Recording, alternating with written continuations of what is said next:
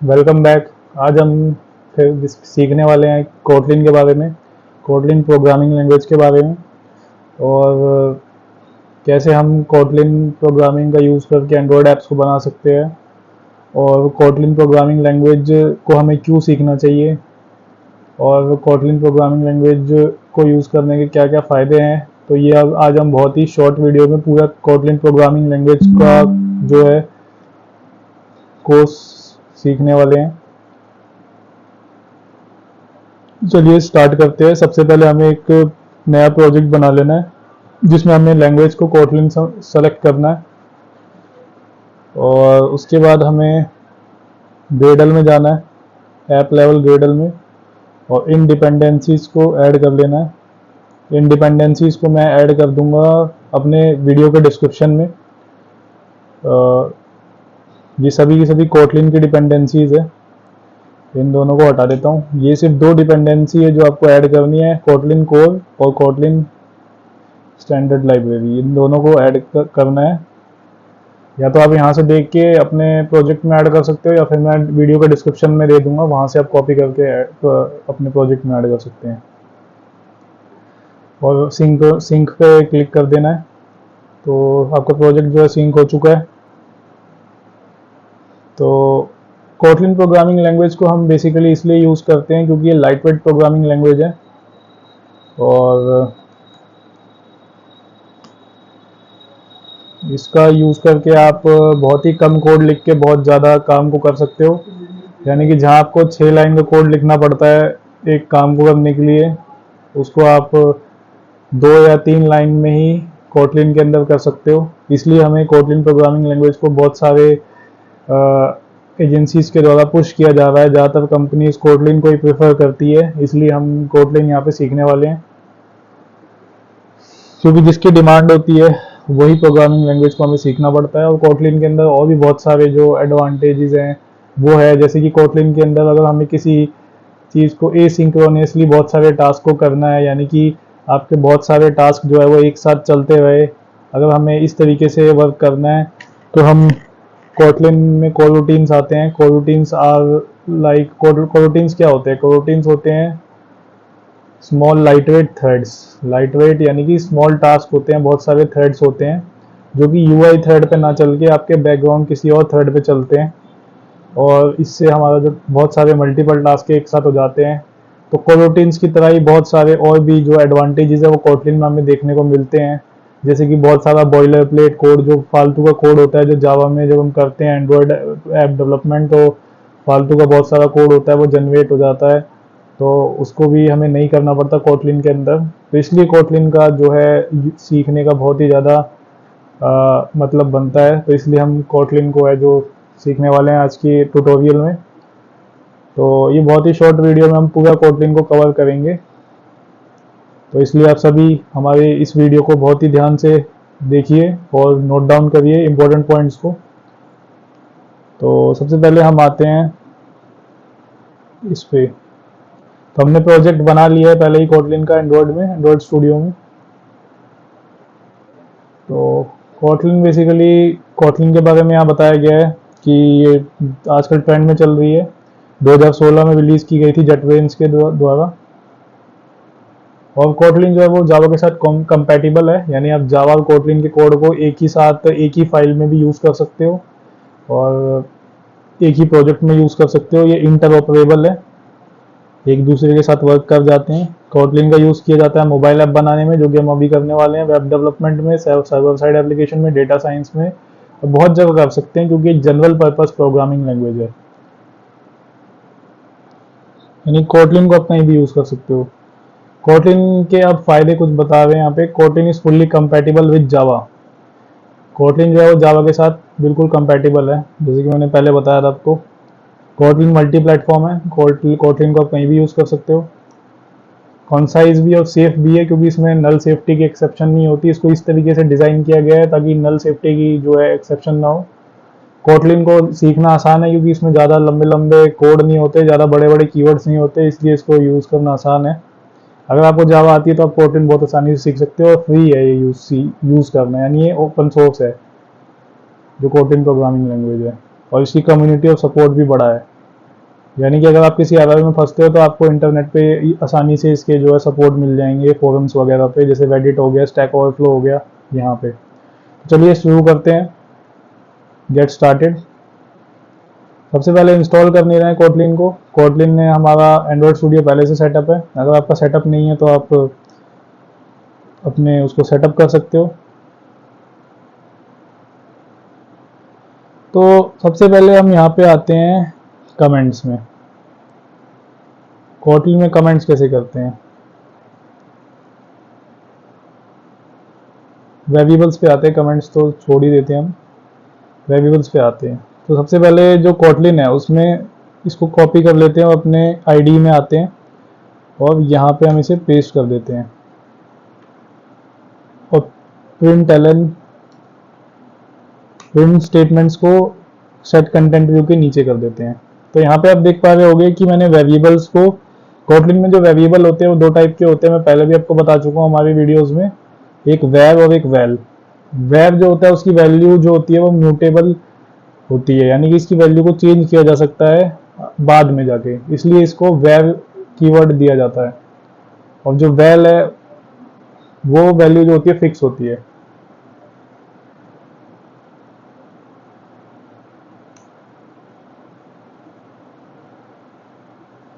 तो ये जो है वो इम्यूटेबल है, इसकी वैल्यू को बाद में चेंज नहीं किया जा सकता। अब हम करते हैं यहाँ पे log डॉट बी।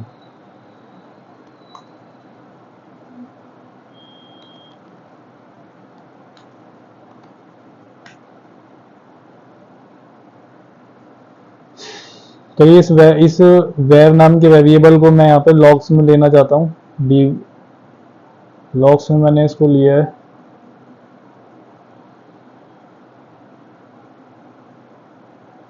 तो लॉकेट कहाँ है, ये वाला लॉकेट।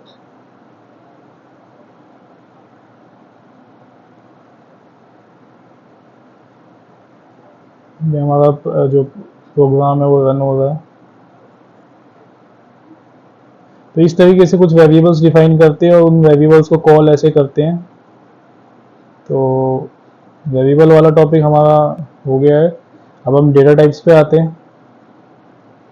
कोटलिन में कई तरीके के डेटा टाइप्स होते हैं, जैसे कि well, numerical, double, letter, boolean और टेक्स्ट। लेटर मतलब कैरी होता है। और टाइप ऑफ वेरिएबल कोटलिन में हमेशा उसकी वैल्यू से डिफाइन होता है, आपको अलग से डेटा टाइप डिफाइन करने की जरूरत नहीं है, जैसे कि हम जावा में करते हैं स्ट्रिंग, डबल, इस तरीके से जो उसकी आप वैल्यू रखोगे वही उसकी वैल्यू हो जाएगी। बट अगर आप टाइप स्पेसिफाई करना चाहते हो तो आप टाइप भी स्पेसिफाई कर सकते हो, जैसे कि वेल, नम, इंट, तब।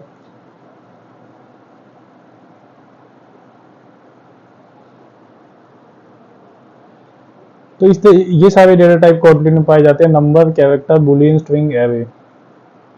तो मैं आपको दोनों एग्जांपल दिखाता हूँ। ये हमारा जो है रन हो चुका है एप्लीकेशन कोटलिन का। अभी तक हमने स्क्रीन पे कुछ नहीं किया है, तो आपको स्क्रीन पे कुछ भी नहीं दिखेगा। तो जरा लॉग्स में देख लेते हैं।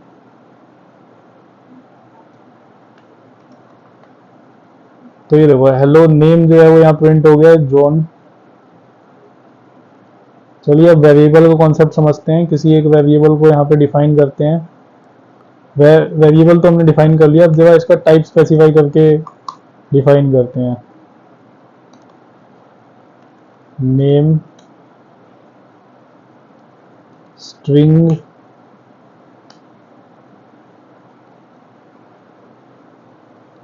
नेम पहले से डिफाइन कर चुके हैं, तो नेम 1 डिफाइन करते हैं।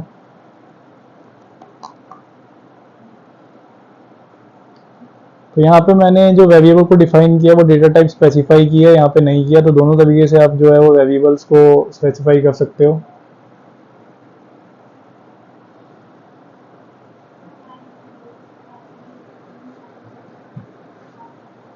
लॉग्स में जब हम चेक करते हैं,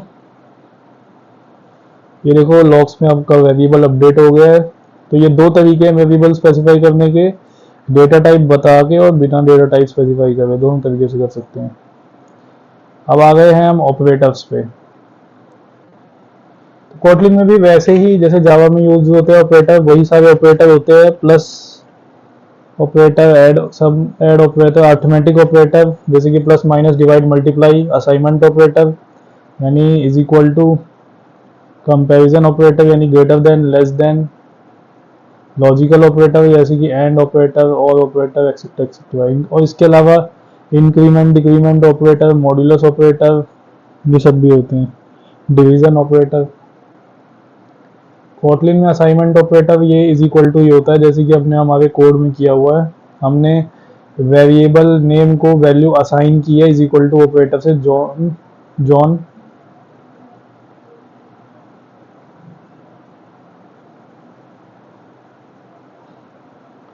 एक और होता है एडिशन असाइनमेंट। एडिशन असाइनमेंट मतलब वैल्यू को, किसी वेरिएबल में किसी वैल्यू को जब ऐड किया जाता है।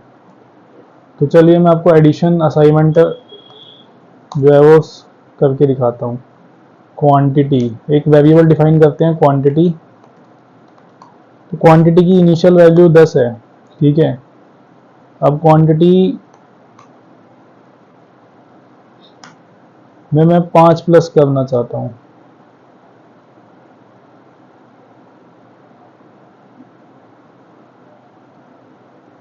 हाँ, इसको वेर करना पड़ेगा क्योंकि हम इसकी आगे जाके वैल्यू चेंज करने वाले हैं, क्योंकि इसको इम्यूटेबल, इसको म्यूटेबल होना पड़ेगा यानी चेंजेबल होना पड़ेगा आगे जाके, इसलिए हमें इसको वेल से वेर करना पड़ेगा। तो वेर हमने कर दिया, इनिशियल वैल्यू इसकी 10 है। अब ये ऐड असाइनमेंट ऑपरेटर है, तो यानी इसकी जो वैल्यू असाइन भी होगी, इसको नई वैल्यू असाइन भी होगी और कुछ वैल्यू इसमें ऐड भी होगी। तो अब जब इस क्वांटिटी को हम यहाँ प्रिंट करवा लेते हैं ब्लॉक्स में,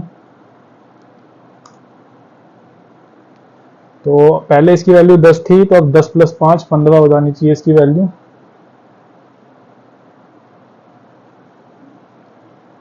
तो यहाँ पे आप स्क्रीन में देख सकते हो कि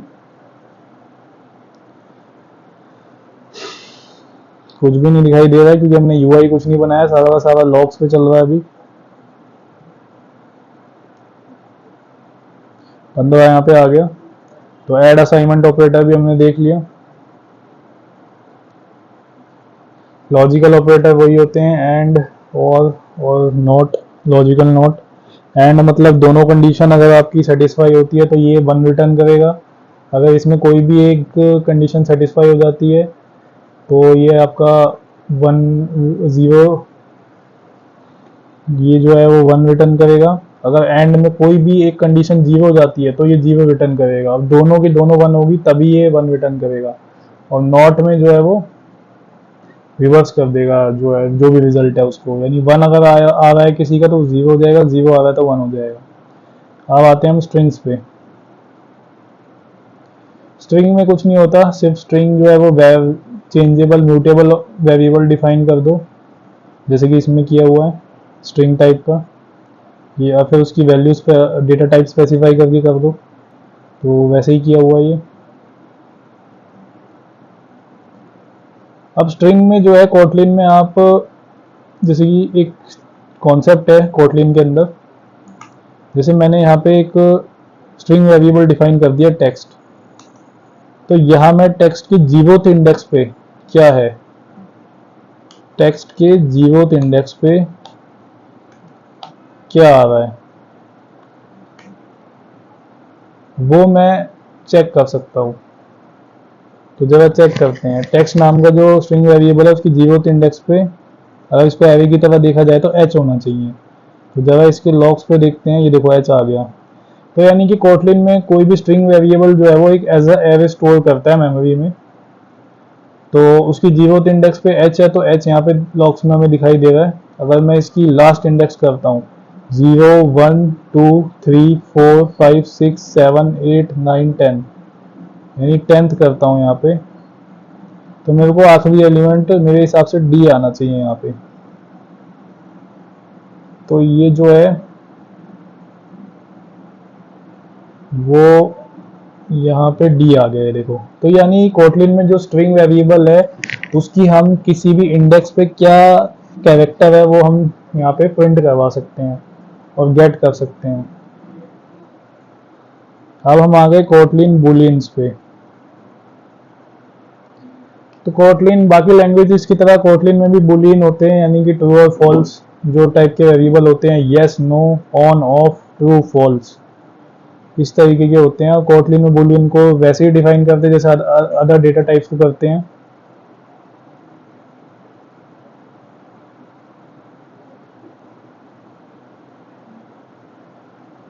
तो बुलियन का उतना कुछ वो नहीं है, बस ऐसे ही डिफाइन कर दो जैसे करना है। मैं कर देता हूँ val is done boolean false. तो इज डन नाम का एक बुलियन वेरिएबल मैंने यहाँ पे डिफाइन कर दिया है। अब जरा यहाँ पे is done is equal to true कर देते हैं, इसको नई वैल्यू मैंने असाइन कर दी और इसको वेल से वेर करना पड़ेगा क्योंकि आगे जाके हम इसकी वैल्यू चेंज कर रहे हैं। ठीक है, तो अब लॉग्स में मैं इज डन जो है वो प्रिंट करवा देता हूँ। तो पहले हमारी is done value true false थी, अब यहाँ पे ट्रू हो जाएगी।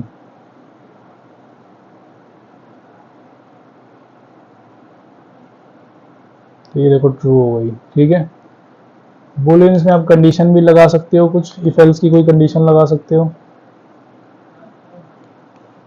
तो बुलियंस के बाद ही हमारा हो गया इफ एल्स आ गया। तो इफ एल्स वैसे ही होता है जैसे कि बाकी उसमें होता है, तो चलो बुलियंस पे ही इफ एल्स लगा लेते हैं। इफ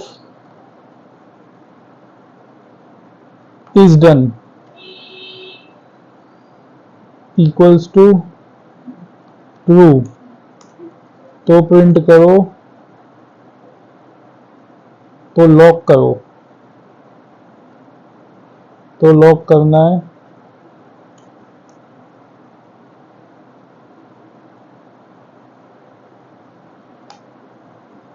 इक्वल टू, क्योंकि ये चेक ऑपरेटर है, ये चेक करने के लिए यूज होता है।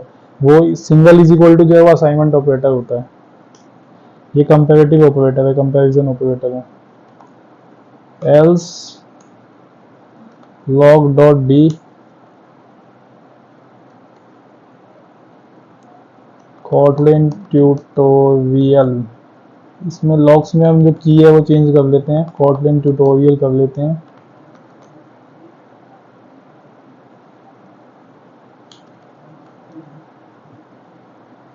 तब हमें प्रिंट करना है is done dot to string.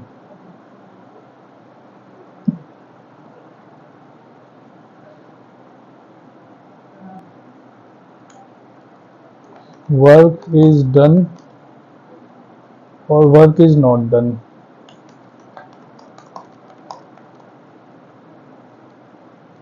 तो अगर इज डन ट्रू है तो वर्क हो गया है, नहीं तो ये प्रिंट कराएगा वर्क नहीं हुआ है। तो लॉकेट में हम जाते हैं,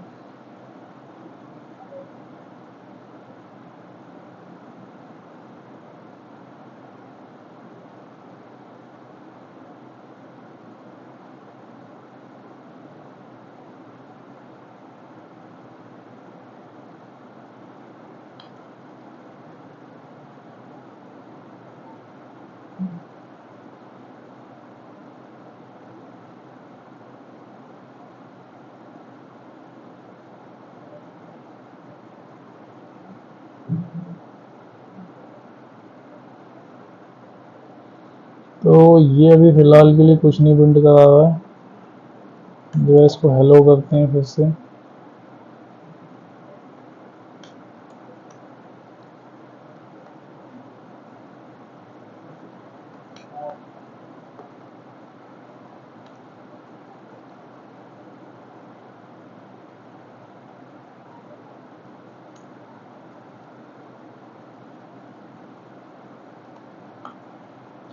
तो ये देखिए यहाँ पे ये वर्क इज डन दिखा रहा है क्योंकि ये इज डन की वैल्यू जो है वो ट्रू है। तो हमारा इफ एल्स जो है वो भी खत्म हो गया, इफ एल्स ऐसे ही यूज करते हैं। कोटलिन में अब एक बहुत सारे इफ एल्स अगर आप नहीं लिखना चाहते तो इसमें एक व्हेन ऑपरेटर जो है वो दिया गया है, क्योंकि अगर आपको मल्टीपल कंडीशंस चेक करनी है इफ एल्स में तो बहुत मुश्किल हो जाता है इफ एल्स से करना, इसलिए हम यहाँ पे व्हेन ऑपरेटर का यूज करते हैं।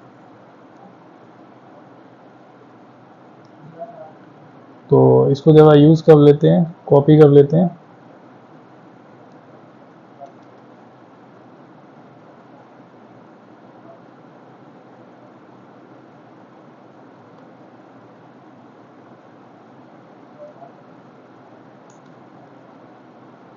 तो ये देखिए एक वैल नाम से एक डेटा वो एक वेरिएबल डिफाइन किया जिसकी वैल्यू जो है वो 4 से इनिशियलाइज की गई है। और यहाँ पे एक रिजल्ट नाम का जो वेरिएबल है वो डिफाइन किया गया है। और रिजल्ट की वैल्यू वही होगी जब व्हेन मतलब इंग्लिश में, हिंदी में जब होता है, जब डे की जो वैल्यू मैच होगी, जिस भी केस से मैच होगी। तो डे की वैल्यू जो इनिशियलाइज है 4 से की गई है, तो डे की वैल्यू जो है वो 4 से यानी इस केस से मैच होगी। ठीक है, तो जो प्रिंट होगा वो रिजल्ट होगा, यानी रिजल्ट जो भी इसकी वैल्यू होगी, जो भी डे की जो भी वैल्यू होगी, इससे जो मैच करेगी डे की वैल्यू, तो थर्सडे इस हिसाब से जो है वो हमारा प्रिंट होना चाहिए। अगर ऐसा नहीं होता है तो इनवैलिड डे करके आएगा। अगर किसी से भी मैच नहीं होगी तो इनवैलिड डे आएगा। तो जगह मैं एक बार इसको 41 कर देता हूँ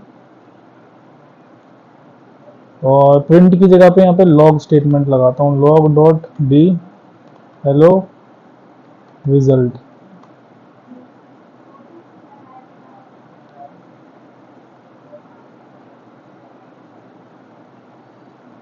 तो ये देखिए इनवैलिड डे आ रहा है क्योंकि जो वैल्यू है डे की वो 41 है और 41 इसमें से कहीं पे भी नहीं आता, इसलिए यहाँ पे इनवैलिड डे आ रहा है। अब जरा इसको 1 हटा देते हैं और 4 कर देते हैं। तो अब जरा चेक करते हैं इसको। तो ये देखिए थर्सडे आ रहा है क्योंकि ये वैल्यू की डे 4 हो गई है और जो कि थर्सडे है। तो इस तरीके से व्हेन ऑपरेटर का यूज करते हैं। मल्टीपल इफ एल्स स्टेटमेंट को स्किप करने के लिए हम इसका यूज कर सकते हैं।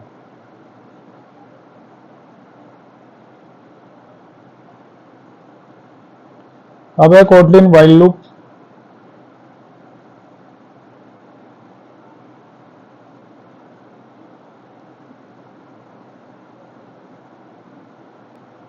तो इसको जरा कमेंट कर देते हैं।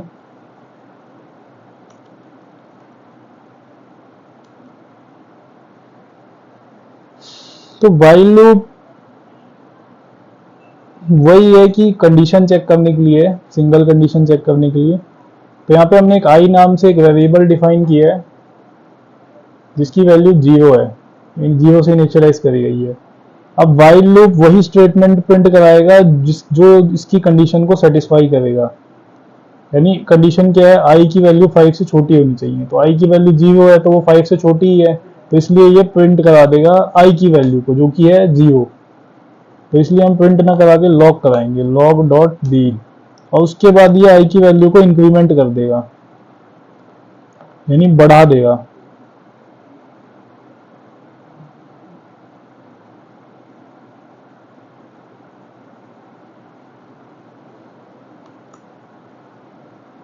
ठीक है,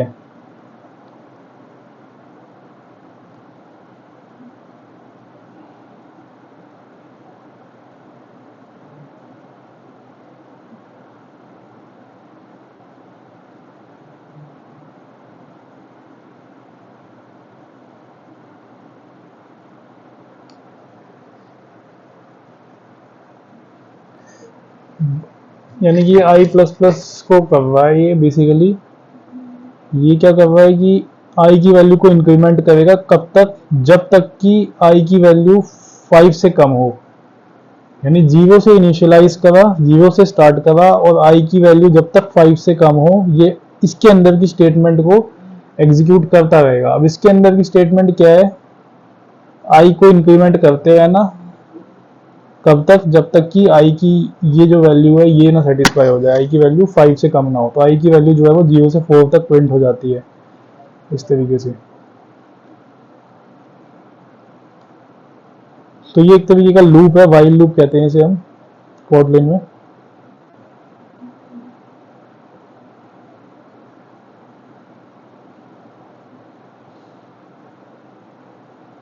अब है कोटलिन ब्रेक और कंटिन्यू। ब्रेक और कंटिन्यू स्टेटमेंट का यूज क्यों किया जाता है।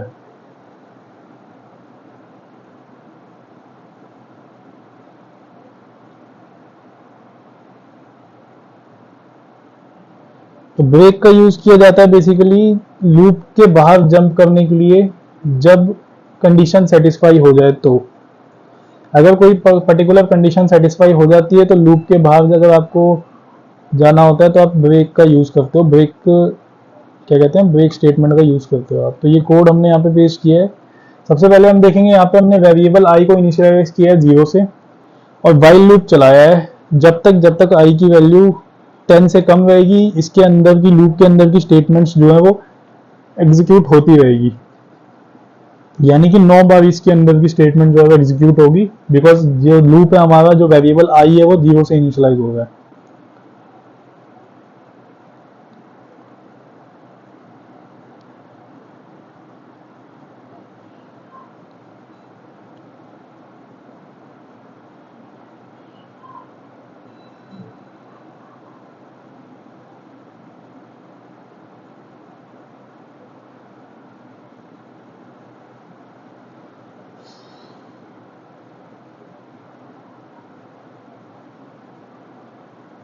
तो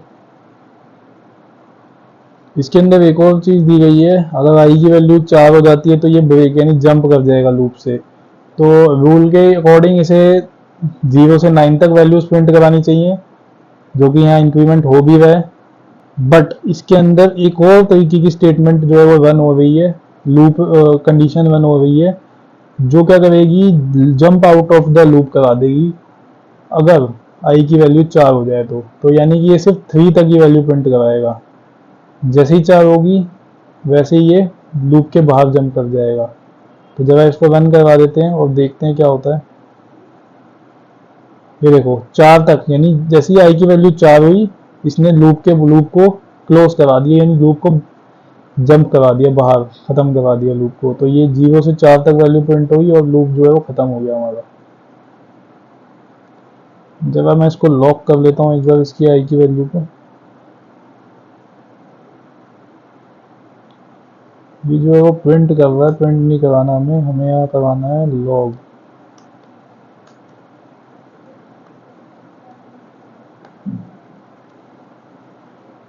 फिर से रन करते हैं इसको और देखते हैं कब कब ये जंप करना स्टार्ट करता है लूप के बाहर, क्योंकि इसको 0 से 9 तक की वैल्यूज को प्रिंट कराना चाहिए। ये देखो 0 से 4 तक इसने वैल्यू को प्रिंट कराया,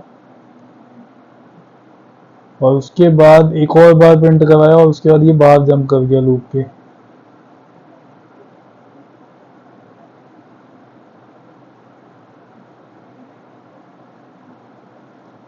और तो इस तरीके से हमारा जो है ये वाइल ब्रेक स्टेटमेंट काम करती है। अब जरा हम कंटिन्यू स्टेटमेंट को देखते हैं।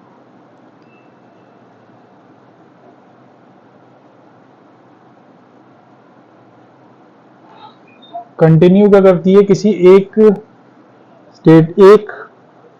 पॉइंट को स्किप कराती है, यानी किसी भी एक पॉइंट पे हम उस किसी एक पर्टिकुलर वैल्यू को स्किप करा सकते हैं। जैसे कि ये इस एग्जांपल में दिखाया गया है कि यहाँ पे 4 की वैल्यू को स्किप कराया गया है, यानी कि लूप आपका चल रहा है और आप एक वैल्यू को स्किप कराना चाहते हो बस।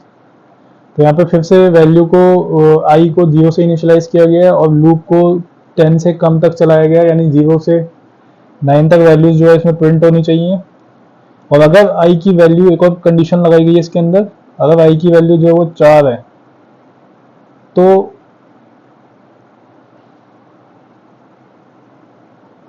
आई की वैल्यू इंक्रीमेंट होती रहेगी।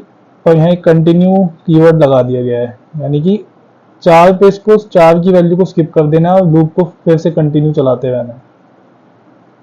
तो यहाँ पे सिर्फ 4 नहीं प्रिंट होगा, बाकी जो सब है वो प्रिंट होगा।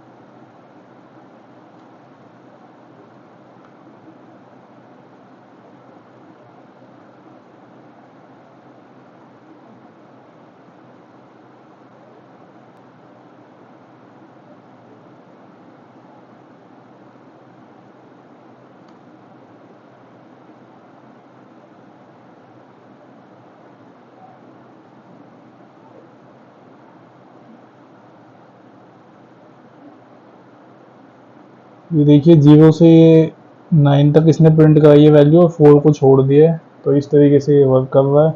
इसने कंटिन्यू जो है वो सिर्फ एक एक जो हमारा एक पॉइंट पे किसी एक पर्टिकुलर वैल्यू को स्किप कराने के काम आता है। और उसके बाद है हमारा एवेज। कोटलिन में एवे किस तरीके से काम करते हैं।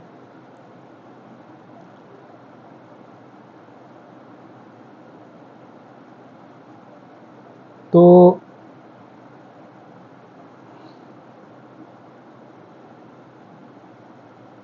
इसको मैं कमेंट कर दूंगा और नीचे आ जाएंगे।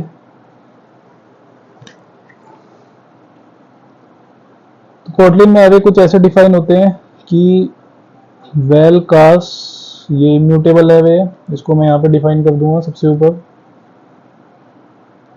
और अगर मुझे किसी जीरोथ इंडेक्स के उसको प्रिंट कराना है तो सिंपली मैं ये करूँगा कि लॉग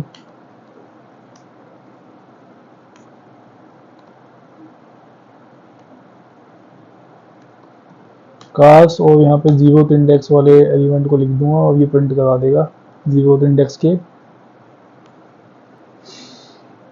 एलिमेंट को, जो कि है वोल्वो। तो वोल्वो हमारे जीरोथ इंडेक्स में है।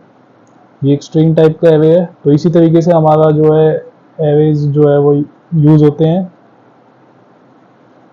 कोटलिन में। एवेज को हम मॉडिफाई भी कर सकते हैं। जैसे कि मैं आपको एवे मॉडिफाई करके दिखाता हूँ। अभी जीरोथ इंडेक्स पे हमारी अभी वोल्वो थी।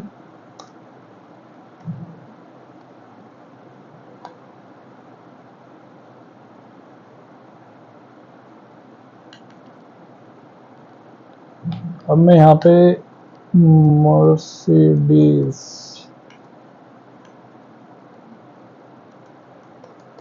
मैंने इसको मॉडिफाई कर दिया। अब देखते हैं कि क्या वैल्यू आती है। तो यहाँ पे मैं एवे के एक एलिमेंट को मॉडिफाई कर रहा हूँ। ये देखिए एवे का जो एलिमेंट है वो मॉडिफाई हो चुका है। तो इस तरीके से आप एवे को मॉडिफाई भी कर सकते हो कोटलिन में। अगर आपको साइज निकालना है एवे का तो यहाँ पे आप साइज निकाल सकते हो। कास्ट डॉट साइज,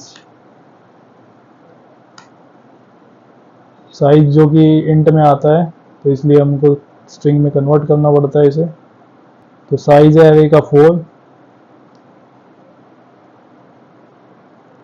हम ये भी चेक कर सकते हैं कि कोई एलिमेंट जो है वो किसी एवे में एग्जिस्ट करता है या नहीं करता।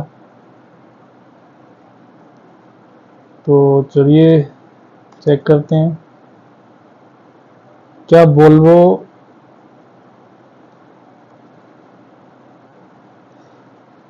क्या अपडेट करने के बाद वोल्वो एग्जिस्ट करता है कार नाम के एवे में या नहीं करता। तो हमें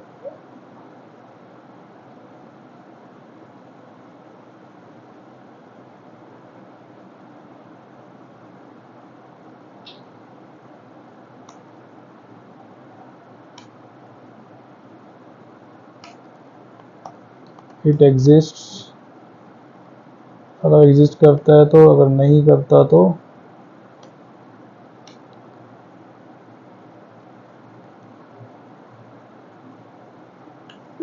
इट डज नॉट एग्जिस्ट।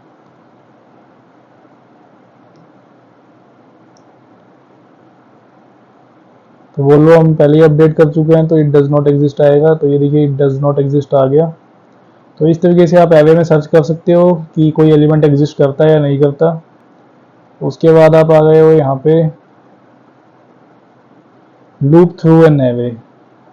आपको एक एवे के सारे एलिमेंट्स को लूप करना है।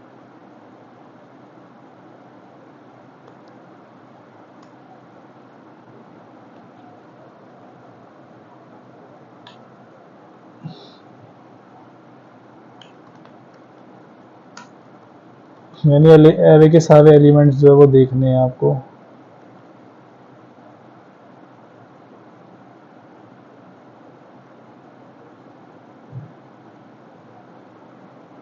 तो रन कर दिया हमने कोड को। अब यहाँ पे ये देखिए सारे के सारे एलिमेंट्स एरे के आ गए यहाँ पे, क्योंकि हमने एरे में लूप किया है। तो लूपिंग एरे में करने का मतलब है एरे के सारे एलिमेंट्स को प्रिंट करना, तो वो हम कर चुके हैं यहाँ पे। इसके बाद हम